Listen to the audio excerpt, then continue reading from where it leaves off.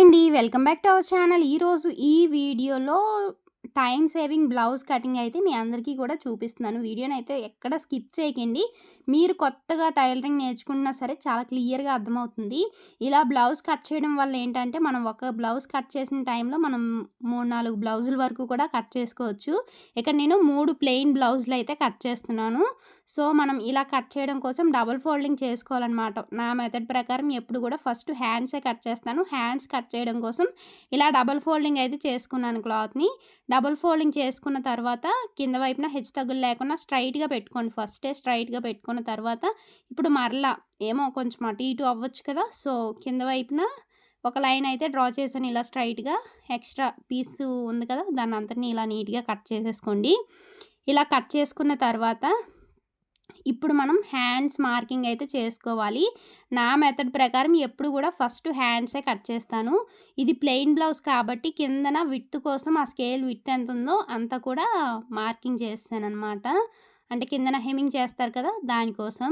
So, ఇప్పుడు blouse యొక్క height ఎంత ఉందో అన్నది చెక్ చేసుకోవాలి. కరెక్ట్‌గా షోల్డర్ జాయింట్ నుండి కింద వరకు ఎంత ఉందో అన్నది చెక్ చేసుకోవాలి. ఇక్కడ నాకు 8.5 ఇంచీలు అయితే వచ్చింది. మరి పై వైపున కూడా ఖర్చు కావాలి కదా! సో, అందుకే ఎక్స్ట్రా హాఫ్ ఇంచ్ పెంచుకొని 9 ఇంచీలకి ఒక మార్కింగ్ అయితే చేశాను. కింద వైపున మనకి ఎక్స్ట్రా ఖర్చు ఏమి అవసరం లేదు. మనం హెమ్మింగ్ కోసం స్కేల్ విడ్త్ అంతా డ్రా చేసాం కాబట్టి సరిపోతుంది. పై వైపున 9 ఇంచులు మార్క్ చేశాను కదా! ఆ మార్కింగ్ మీదగా ఒక లైన్ అయితే డ్రా చేసేసాను. ఇప్పుడు మనకి ఆర్మ్ లూజ్ ఎంత ఉందో అన్నది చెక్ చేసుకోవాలి. ఆర్మ్ లూజ్ చెక్ చేసుకోవడం కోసం చూడండి, బ్లౌజ్ యొక్క బ్యాక్ పార్ట్‌లో అంటే బ్యాక్ పార్ట్‌లోని చెక్ చేసుకోవాలి. అండ్ ఇక్కడ నేను రాంగ్ సైడ్ తీశాను. రాంగ్ సైడ్ తీస్తేనే అంటే ఖర్చు వైపు తీస్తేనే మనకి పర్ఫెక్ట్‌గా వస్తుంది. ఒక పాయింట్ అటు ఇటు కాకుండా వస్తుంది. ఇక్కడ నాకు 8.25 ఇంచీలు అయితే వచ్చింది. అంటే ఇది మనకి మీడియం సైజు బ్లౌజ్ అనమాట. ఆర్మ్ లూజు 8 నుండి 9 మధ్యలో ఉందనుకోండి, అది మీడియం సైజ్ బ్లౌజ్ అవుతుంది. మీడియం సైజ్ బ్లౌజులకి ఏంటంటే హ్యాండ్ డౌన్ అన్నది 3.25 ఇంచీలు తీసుకుంటే సరిపోతుంది. అండ్ ఇప్పుడు పై లైన్ నుండి కింద లైన్‌కి 8.25 ఇంచీలు ఎక్కడికైతే వస్తుందో అక్కడ ఒక మార్కింగ్ అన్నది చేసుకున్నాను. అండ్ అలానే కింద వైపున హ్యాండ్ లూజ్ అయితే చెక్ చేస్తున్నాను. 5 ఇంచీలు అయితే వచ్చింది. సో, 5 ఇంచీలకి ఒక మార్కింగ్ చేశాను. అండ్ అలానే ఖర్చు కోసం ఎక్స్ట్రా 2 ఇంచీలకి అయితే మార్క్ చేసుకున్నాను. ఇలా మార్కింగ్ చేసుకున్నాం కదా! ఇప్పుడు చూడండి స్కేల్‌తోని ఇలా లైన్ అయితే డ్రా చేసేస్తున్నాను. అండ్ అలానే ఎక్స్ట్రా ఖర్చు కోసం 2 ఇంచీలు. ఇక్కడ మనకి పై వైపున కొంచెం తక్కువ ఉంది కదా!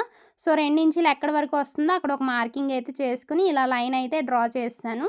ఇలా డ్రా చేసుకున్నాం కదా! ఇప్పుడు పై వైపున చూడండి, కింద లైన్‌లోని ఇలా టేప్‌ని స్ట్రైట్‌గా పెట్టి హాఫ్‌గా ఫోల్డ్ చేసుకోండి. మిడిల్‌లోనే ఒక మార్కింగ్ చేసుకోవాలనమాట. అండ్ పై వైపుకి లైన్‌లా డ్రా చేసేయండి. ఇది మనకి మీడియం సైజ్ బ్లౌజ్ కాబట్టి ఈ కార్నర్‌లో పావు తక్కువ 2 ఇంచీలకి అయితే మార్క్ చేసుకోవాలి. ఇలా మార్క్ చేసుకున్న తర్వాత ఇప్పుడు చూడండి ఇలా కలిపేసుకోవాలనమాట. అండ్ అలానే ఇలా కలుపుకోండి. ఇక్కడ మనకి కర్వ్ స్కేల్ అనేది ఖచ్చితంగా ఉండాలి. సో, నన్ను చాలామంది చాలా బ్లౌజ్ సైజెస్ బట్టి అడుగుతున్నారు. నా మెథడ్ ఎప్పుడు కూడా ఆర్మ్ లూజ్ బట్టే ఉంటుంది కాబట్టి నేను ఆర్మ్ లూజ్ 7 నుండి 8 మధ్యలో ఉందా? లేదా 8 నుండి 9 మధ్యలో ఉందా? 9 నుండి 10 మధ్యలో ఉందా? అన్నది మీరు చెక్ చేసుకున్నారనుకోండి, ఈజీగా మీరు ప్రతి ఒక్క బ్లౌజ్‌ని కూడా కట్ చేసుకోగలుగుతారు. సో, ఇది మనకి ఆర్మ్ లూజ్ వచ్చేసరికి 8 నుండి 9 మధ్యలో ఉందనమాట. దీన్ని మనం మీడియం సైజ్ బ్లౌజ్ అంటాం. మీడియం సైజ్ బ్లౌజ్‌కి ఇది ఏదైనా సరే మనం కొంత బ్లౌజ్‌లోని మెజర్‌మెంట్స్ తీసుకోవాలి. అండ్ అలానే ఈజీగా కొన్ని మెజర్‌మెంట్స్ అయితే మనం ఓన్‌గానే పెట్టుకోవాల్సి ఉంటుంది. సో, ఇవన్నీ కూడా మీకు క్లియర్‌గా ఎక్స్‌ప్లెయిన్ చేస్తానులెండి. ఇక్కడ హ్యాండ్స్ అయితే పర్ఫెక్ట్‌గా కటింగ్ చేసేసాను కదా! సో, ఇక్కడ కట్ చేసిన తర్వాత ఇప్పుడు మూడిటిని కూడా అంటే డబుల్ లేయర్స్ లాగా తీసుకోండి. ఫస్ట్ అయితే మిడిల్‌లోనే ఒక టక్ పెట్టేస్తున్నాను. అండ్ అలానే ఇక్కడ కూడా ఒక టక్ పెట్టేస్తున్నాను. ఇలా టక్స్ పెట్టుకున్న తర్వాత ఇప్పుడు ఓపెన్ చేస్తాననమాట. కింద వరకు రాలేదు ఈ టక్ అన్నది. అందుకే మళ్ళీ పెడుతున్నాను. ఇంకా ఈ కింద లేయర్ కూడా రావాలనేసి బాగా మళ్ళీ ఒక టక్ అయితే పెడుతున్నాను. చూడండి ఇంతవరకు చివరి వరకు కూడా పెట్టుకుంటూ వచ్చాను. ఇలా టక్స్ పెట్టిన తర్వాత ఇప్పుడు ఓపెన్ చేస్తున్నాను. చూసారా ఇక్కడ నేను 2 లేయర్స్ పట్టుకొని ఓపెన్ చేస్తున్నాననమాట. ఎందుకంటే ఇప్పుడు పర్ఫెక్ట్‌గా ఓపెన్ అయిపోతుంది. ఒకదాని మీద ఒకటి కరెక్ట్‌గా పెట్టుకోవాలి. ఇలా ఒకదాని మీద ఒకటి నీట్‌గా సర్దుకొని ఇప్పుడు మనం లోతుగా మార్కింగ్ ఏదైతే చేసామో మార్కింగ్ మీదగా కట్ చేసుకోవాలనమాట. చూడండి ఇక్కడ మనం మిడిల్‌లో టక్ పాయింట్ పెట్టాం కదా! సో, ఆ టక్ అనేది కరెక్ట్‌గా ఒకదాని మీద ఒకటి వచ్చినట్టు చూసుకుంటే మనకి పర్ఫెక్ట్‌గా వచ్చేస్తుంది. ముఖ్యంగా పండగల సీజను ఇలాంటప్పుడు మనకి బ్లౌజెస్ ఎక్కువగా వస్తూ ఉంటాయి కదండీ! అలాంటప్పుడు మనం ఇలా కట్ చేసి ఉంచుకుంటే మనకి వర్క్ అన్నది కొంచెం ఈజీ అవుతుంది.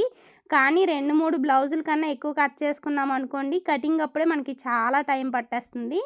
స్టిచ్చింగ్ అయితే ఈజీగా చేసుకోవచ్చేమో గానీ, ఇవన్నీ మళ్ళీ సర్దుకోవడం, ఒకదాని మీద ఒకటి వేసుకోవడం కూడా టైమ్ టేకింగ్ ప్రాసెసే. సో, మనం ఒక 2, 3 బ్లౌజెస్ కన్నా ఈ మెథడ్‌లో కట్ చేయడం వేస్ట్ అన్నది నా ఒపీనియన్. అండ్ ఇక్కడ ఏంటంటే మళ్ళీ బ్యాక్ పార్ట్ కట్ చేయడం కోసం సింగిల్ ఫోల్డింగ్ మీద అయితే వేసుకుంటున్నాను క్లాత్‌ని. సో, ఇలా సింగిల్ ఫోల్డింగ్ మీద వేసేటప్పుడు ఫోల్డింగ్ అన్నది మన వైపుగా ఉండాలి. ఓపెనింగ్స్ అనేది మనకి ఆపోజిట్ సైడ్‌లో ఉన్నట్లుగా చూసుకోవాలి. సేమ్ ఇది కూడా అంతే పింక్ కలర్ క్లాత్‌ని కూడా ఇదే విధంగా వేసేస్తున్నాను. మనకి ఎప్పుడైనా సరే హ్యాండ్స్ కట్ చేసేటప్పుడు, కటింగ్ చేసేటప్పుడు కొంచెం ఇబ్బందిగా ఉంటుంది. ఎందుకంటే డబుల్ ఫోల్డింగ్ మీద ఉంటుంది కదా! మిగతాది బ్యాక్ పార్ట్ కానివ్వండి, ఫ్రంట్ పార్ట్ కానివ్వండి ఈజీగానే కట్ చేసుకోవచ్చు. సో, ఇవి కూడా ఫోల్డింగ్ వైపు 3 ఈక్వల్‌గా ఒకదాని మీద ఒకటి కరెక్ట్‌గా ఉన్నట్లుగా చూసుకోవాలి. ఇలా పెట్టుకున్న తర్వాత ఇప్పుడు కింద వైపున హెచ్చుతగ్గులు ఏమీ లేకుండా స్ట్రెయిట్‌గా ఒక లైన్ అయితే డ్రా చేసుకోవాల్సి ఉంటుంది. సో, ఇలా డ్రా చేశాను కదా! ఇప్పుడు ఎక్స్ట్రా ఉన్న క్లాత్‌ని అంతటిని నీట్‌గా కటింగ్ చేసుకోవాలి. వీడియోనైతే ఎక్కడ స్కిప్ చేయకండి. చాలా ఇంపార్టెంట్ పాయింట్స్ అయితే చెప్తానిక్కడ. సో, వీడియోని స్కిప్ చేశారంటే మరలా మీకు అర్థం కాదు. ఇలా ఎక్స్ట్రా ఉన్న క్లాత్‌ని అయితే కట్ చేశాం కదా! సో, ఇలా కట్ చేసుకున్న తర్వాత ఇప్పుడు మనం బ్లౌజ్ యొక్క హైట్‌ని కొలుచుకోవాలనమాట. బ్లౌజ్ హైట్ కొలుచుకోవడం కోసం కరెక్ట్‌గా చూడండి ఇక్కడ షోల్డర్ జాయింట్ ఎక్కడైతే ఉందో అక్కడి నుంచి ఈ కింద వరకు కూడా ఎంతుందో అన్నది చెక్ చేసుకోవాలి. ఇక్కడ నాకు కరెక్ట్‌గా పావు తక్కువ 14 ఇంచీలొచ్చింది. సో, పావు తక్కువ 14 ఇంచీలకి మనం 1 ఇంచ్ యాడ్ చేయాలి. 1 ఇంచ్ యాడ్ చేస్తే అప్పుడు పావు తక్కువ 15 ఇంచీలయితే అవుతుంది. 1 ఇంచ్ ఎందుకు యాడ్ చేశానంటే మనకి కింద వైపున ఖర్చుండాలి. అండ్ అలానే పై వైపున కూడా ఖర్చుండాలి కదా! సో, దానికోసం అనమాట. పావు తక్కువ 15 ఇంచీలకి ఒక మార్కింగ్ అయితే చేస్తున్నాను. సేమ్ ఇదే మార్కింగ్‌ని కొంచెం డిస్టెన్స్‌లో అయితే చేసుకోండి. సో, ఇలా చేసుకున్నాం కదా! ఇప్పుడు ఆ 2 మార్కింగ్స్ కలిసేటట్లుగా స్కేల్‌తో స్ట్రెయిట్‌గా లైన్ డ్రా చేస్తున్నాను అంతే. సో, ఇలా డ్రా చేసుకున్న తర్వాత మన ఆర్మ్ లూజ్ వచ్చేసరికి 8.25 ఇంచీలు కదా! సో, 8.25 ఇంచీలకి 1 ఇంచ్ యాడ్ చేసుకోవాలి. మనం చెస్ట్ లూజ్ ఇక్కడ ఎక్కడ కూడా డైరెక్ట్‌గా చెస్ట్ లూజ్ అయితే మనం కొలుచుకోమండి. ఆర్మ్ లూజ్‌కి 1 ఇంచ్ యాడ్ చేస్తే మన చెస్ట్ లూజ్ అనేది వచ్చేస్తుంది. సో, మనకిక్కడ 8.25 ఇంచీలు వచ్చింది కాబట్టి నేనిక్కడ 9.25 ఇంచీలకైతే మార్క్ చేస్తున్నాను. అలానే ఎక్స్ట్రా ఖర్చు కోసం 2 ఇంచీలనమాట. సేమ్ పై వైపున కూడా అంతే. చూడండి 9.25 ఇంచీలకి ఒక మార్కింగు, ఎక్స్ట్రా ఖర్చు కోసం 2 ఇంచీలు. ఇలా మార్కింగ్ చేసుకున్నాం కదా! మిడిల్‌లో కూడా ఒక మార్కింగ్ చేసేస్తున్నాను. ఎందుకంటే లైన్స్ అన్నవి స్ట్రెయిట్‌గా వస్తాయి కదా! అందుకోసమని మిడిల్‌లో కూడా ఒక మార్కింగ్ అయితే చేస్తున్నాను. ఇప్పుడు ఈ మార్కింగ్స్ ఆధారంగా స్ట్రెయిట్‌గా లైన్స్ డ్రా చేసుకోవడమే. ఇలా డ్రా చేసుకున్నాం కదా! ఇలా డ్రా చేసుకున్న తరువాత ఇప్పుడు మనం మిగతా మార్కింగ్స్ అన్నీ కూడా ఈ బాక్స్ లోపలే మార్కింగ్ చేసుకోవాలనమాట. ఇది మనకి మీడియం సైజ్ బ్లౌజ్ కాబట్టి నెక్, షోల్డర్ కలిపి 5.5 ఇంచీలు పెట్టుకున్నాము. నెక్ 2.25 ఇంచీలు. అండ్ అలానే నెక్, షోల్డర్ ఎంతైతే పెడతామో దానికన్నా ఒక హాఫ్ ఇంచ్ ఎక్స్ట్రా పెట్టుకోవాలి చంక డౌన్ అన్నది. కాబట్టి నేను ఇక్కడ 6 ఇంచీలకైతే మార్క్ చేశాను. ఇప్పుడు మనకి ఇక్కడ ఎల్ షేప్ అన్నది వస్తుంది. సో, ఎల్ షేప్‌నైతే డ్రా చేసేస్తున్నాను. ఇలా ఎల్ షేప్ డ్రా చేసుకున్న తర్వాత ఇక్కడ మనం కర్వ్ స్కేల్‌ని యూజ్ చేసి కర్వ్ అన్నది తీసేసుకోవడమే. ఇక్కడ చాలామంది అడుగుతున్నారు. మీరు ఈ కర్వ్ మధ్యలో అంటే ఈ కార్నర్‌లో రౌండ్ తీసుకోవడానికి ఒక హైట్ అన్నది మార్క్ చేస్తారు కదా! ఆ హైటు ఎంత మార్క్ చేస్తున్నారో అంటున్నారు. బట్ ఇక్కడ నేను హైట్ ఏమి మార్కింగ్ చేయట్లేదు.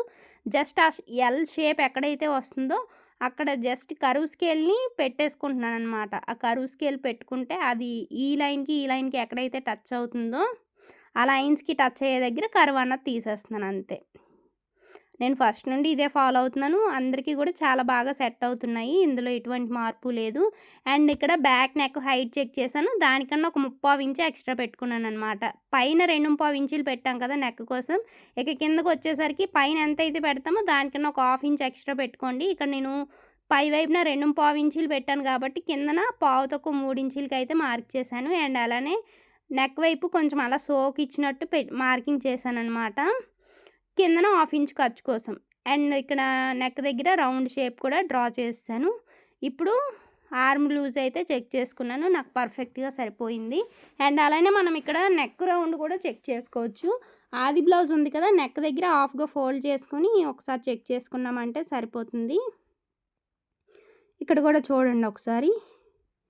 ఇక్కడ ఒక మార్కింగ్ అయితే చేసేసాను జస్ట్. ఎందుకంటే మనకి కిందన కూడా బ్లౌజెస్ ఉన్నాయి కదా! దీని మీద మార్కింగ్ చేసినా మనకి కింద వాటికైతే వెళ్ళదు కదా! సో, జస్ట్ ఇలా ఒక టక్ పెట్టుకోవడానికి యూజ్ అవుతుంది అన్నట్టుగా బ్యాక్ డాట్స్ కోసం మార్కింగ్ అయితే చేశాను. ఇప్పుడు మొత్తం అంతా కూడా ఎలా అయితే మార్కింగ్ చేశానో ఆ మార్కింగ్ మీదుగా కటింగ్ అయితే చేసేస్తున్నాను. ఇక నెక్ కానివ్వండి, ఆర్మ్ రౌండ్ తిరిగేటప్పుడు మనం హ్యాండ్‌నే మూవ్ చేయాలి కానీ క్లాత్‌ని మూవ్ చేయకూడదు. అండ్ అలానే సిజర్ కూడా తీయకూడదు. అంటే మధ్యలో ఆపేయకూడదనమాట కటింగ్ చేస్తున్నప్పుడు. నెక్ దగ్గర, ఆర్మ్ రౌండ్ దగ్గరను. అదొకసారి మీరు గమనించుకోండి. ఇలా నీట్‌గా కట్ చేసుకున్నాం కదా! ఇక్కడ మనకి బ్యాక్ పార్ట్ అయిపోయింది కటింగు. అండ్ అలానే హ్యాండ్స్ కూడా కటింగ్ అయిపోయాయి. ఇప్పుడు ఫ్రంట్ పార్ట్ కట్ చేయాలనమాట. ఫ్రంట్ పార్ట్ కట్ చేయడానికి ఈ స్కై బ్లూ కలర్ పీస్ ఏదైతే ఉందో అది తక్కువ ఉన్నట్టు అనిపించింది. సో, అందుకని ఇక్కడ పర్పుల్ కలర్‌ది అండ్ అలానే పింక్ కలర్‌ది వాటిల్లో అయితే ఫ్రంట్ పార్ట్ కట్ చేసాక మనం ఆల్రెడీ కట్ చేసుకున్న ఫ్రంట్ పార్ట్‌ని ఆ బ్లూ కలర్ క్లాత్ మీద పెట్టి కట్ చేసుకున్నాం అనుకోండి, సింపుల్‌గా మనకి జాయింట్స్ పడకుండా వస్తుంది. సో, అందుకోసమని ఇక్కడ చూడండి ఫస్ట్ నేను ఈ రెండిటికి అయితే కటింగ్ చేసేస్తున్నాను ఫ్రంట్ పార్ట్‌ని. సో, ఫ్రంట్ పార్ట్ కట్ చేసేటప్పుడు చాలామంది చాలా డౌట్స్ అయితే అడుగుతున్నారు. ఒకసారి క్లియర్‌గా చూడండి, మీ అందరికీ అర్థమయ్యేటట్లుగా చెప్తున్నాను. ఇక్కడ మనకి ఇదొచ్చేసరికి క్రాస్ కటింగ్ బ్లౌజ్ కాబట్టి బ్యాక్ పార్ట్‌ని క్రాస్‌గా వేసుకున్నాను. ఇలా క్రాస్‌గా వేసుకొని జస్ట్ చుట్టూ కూడా మార్కింగ్స్ అయితే చేసేస్తున్నాను. ఇలా మార్కింగ్ వేసుకున్నామంటే సరిపోతుంది. ఇలా వేసుకున్న తర్వాత ఇప్పుడు చూడండి ఇక్కడ ఇలా 3 లైన్స్ అయితే డ్రా చేశాను కదా! ఇది ఎందుకంటే ఫ్రంట్ పార్ట్‌లో మనకి లోతు కోసం అనమాట. జస్ట్ ఫస్ట్ లైన్ నుండి స్టార్ట్ చేయండి.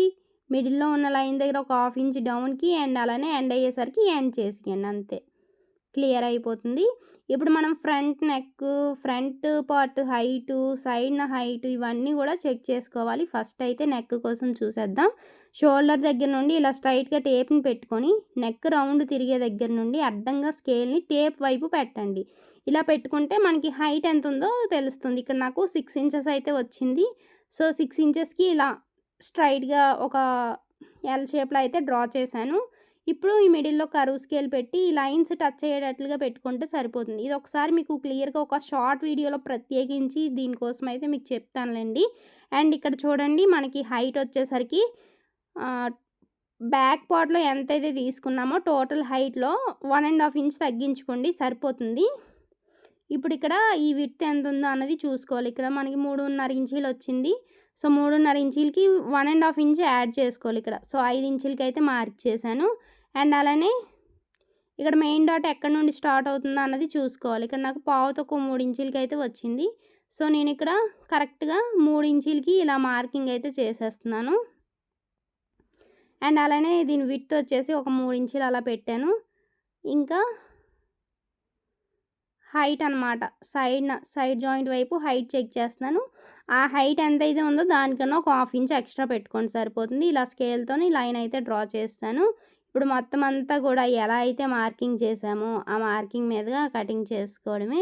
ఇక్కడ మరలా ఒకసారి చూపిస్తున్నాను. 3 ఇంచెస్ కదా! నేను అక్కడ దగ్గర లైన్స్ ఉండడం వల్ల కొంచెం కన్‌ఫ్యూజ్ అయ్యాను ఫస్ట్ అయితే. బట్ ఎలా అయినా సరే ఒకటేలెండి. సో, మనం ఇలా దగ్గర లైన్స్ ఉంటే కన్‌ఫ్యూజ్ అవుతూ ఉంటాం కటింగ్ చేసేటప్పుడు. అలా కన్‌ఫ్యూజ్ అవ్వకుండా నీట్‌గా కటింగ్ చేసుకోండి. ఇప్పుడు మొత్తం అంతా కూడా ఎలా అయితే మార్కింగ్ చేసామో ఆ మార్కింగ్ మీదుగా కటింగ్ చేసుకోవడమే. చూస్తున్నారు కదా! ఇక్కడ నేను ఏ విధంగా అయితే కట్ చేస్తున్నానో అలా మెల్లగా కట్ చేసుకోండి.